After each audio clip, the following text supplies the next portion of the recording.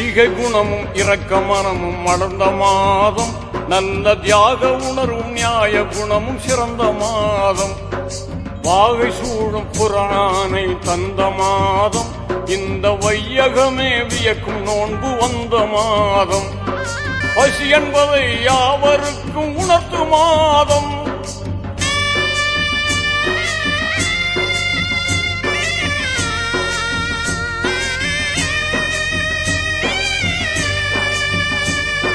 பசி என்பதை யாவருக்கும் உணர்த்து மாதம், நல்ல பண்புடனே ஜக்காத்தை வழங்கும் மாதம், வாரி வழங்கும் மாதம்,